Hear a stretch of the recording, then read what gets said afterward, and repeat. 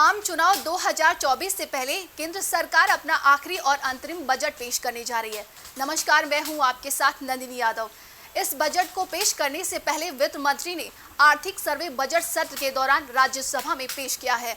सर्वे में वित्त वर्ष 2023-2024 के लिए जीडीपी ग्रोथ रेट 6.5% का अनुमान लगाया गया है। देश की अर्थव्यवस्था को धार देने के लिए केंद्र सरकार लगातार प्रतिबद्ध दिखाई दे रही है। पिछली सरकार से लेकर इस साल तक देश में स्थिति हर बार अच्छी होती जा रही है। दरअसल मोदी सरकार सत्ता में आने के बाद देश को अच्छे दिन के सपने दिखाने के लिए पूरी दुनिया के सामने 5 ट्रिलियन इकोनॉमी वाला देश बनने की कोशिश कर रही है और इस काम में वो लगातार अग्रसर भी दिखाई दे रही है ताकि देश की स्थिति में और सुधार हो सके। हालांकि कोविड के दौरान हर देश में मंदी के हालात देखने को मिले थे, लेकिन उसके बावजूद देश की आर्थिक स्थिति इतनी बिगड़ी नहीं। वहीं पूरे विश्व में आर्थिक मंदी की आहट के बीच भारत की अर्थव्यवस्था पर तमाम देशों की उम्मीद टिकी है। सर्वे में भारत का सकल घरेलू उत्पाद अनुमान, महंगाई दर अनुमान, विदेशी मुद्रा भंडार और व्यापार घाटे की जानकारी शामिल होती है। ऐसे में यह जानना जरूरी हो जाता है कि आखिर देश का आर्थिक सर्वे क्या कह रहा है, क्योंकि इसके अनुरूप ही देश के बजट की पटकथा लिखी जाती है। इन सब के बीच कल बजट पेश होने जा रहा है और इससे पहले आर्थिक सर्वे पेश किया गया, जिसमें वित्तीय वर्ष 23-24 के लिए जीडीपी ग्रोथ रेट 6.5% का अनुमान लगाया गया है। यह पिछले 3 साल में सबसे धीमी ग्रोथ होगी। वहीं नॉमिनल जीडीपी का अनुमान 11% लगाया गया है। फाइनेंशियल ईयर 2023 के लिए रियल जीडीपी अनुमान 7% है। सर्वे में कहा गया है कि भारत दुनिया में सबसे तेजी से बढ़ती प्रमुख अर्थव्यवस्था बना रहेगा। सर्वे के अनुसार परचेजिंग पावर पैरिटी के मामले में भारत दुनिया की तीसरी सबसे बड़ी अर्थव्यवस्था है और एक्सचेंज रेट के मामले में 5वीं सबसे बड़ी अर्थव्यवस्था।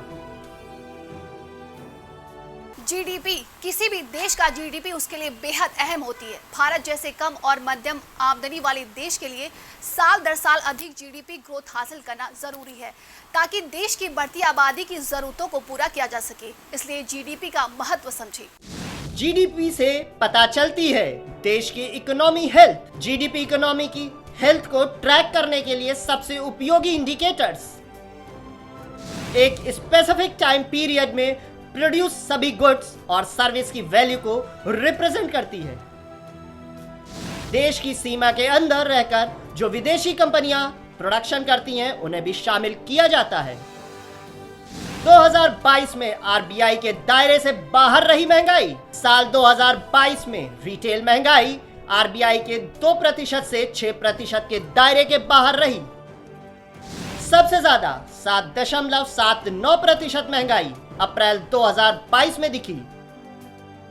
करीब 299 सामान ऐसे हैं जिनकी कीमतों के आधार पर रिटेल महंगाई का रेट तय होता है। किसी भी देश के लिए इकोनॉमी सर्वे क्यों जरूरी होता है? हम उस देश में रहते हैं जहां मिडिल क्लास लोगों की तादाद बहुत ज्यादा है। हमारे यहाँ ज्यादातर घरों में एक डायरी बनाई जाती है। इस डायरी में पूरा हिसाब किताब रखते हैं। साल खत्म होने के बाद जब हम देखते हैं तो पता चलता है कि हमारा घर कैसा चला, हमने कहाँ खर्च किया, कितना कमाया, कितना बचाया। इसके आधार पर फिर हम तय करते हैं कि हमें आने वाले साल में किस तरह का खर्च करना है, बचत कितनी गहरी होनी चाहिए, हमारी हालत कैसी रहेगी। ठीक हमारे घर की डायरी की तरह ही होता है इकोनॉमी सर्वे। इससे पता चलता है कि हमारे देश की अर्थव्यवस्था की हालत कैसी है। इकोनॉमी सर्वे में बीते साल का हिसाब और किताब, आने वाले साल के लिए सुझाव, चुनौतियां और समाधान का जिक्र रहता है। इकोनॉमिक सर्वे में बजट से एक दिन पहले पेश किया जाता है। इकोनॉमिक सर्वे कौन तैयार करता है? वित्त मंत्रालय के अंदर एक डिपार्टमेंट है, इकोनॉमिक अफेयर्स, वो रखता है नजर। इसके अंडर एक इकोनॉमिक डिवीजन होती है जो सर्वे तैयार करती है। क्यों जरूरी होता है इकोनॉमी सर्वे? कई मायनों में इकोनॉमी सर्वे जरूरी होता है। इकोनॉमिक सर्वे डायरेक्शन की तरह काम करता है। इससे पता चलती है हमारी अर्थव्यवस्था की चाल। इससे यह भी पता चलता है कि सेक्टर में सुधार की है जरूरत। तो ये थी बजट से जुड़ी अहम जानकारियां जो आप तक पहुंचाना जरूरी थी। बजट से जुड़ी तमाम जानकारियों से जुड़े रहने के लिए देखते रहिए प्राइम टीवी।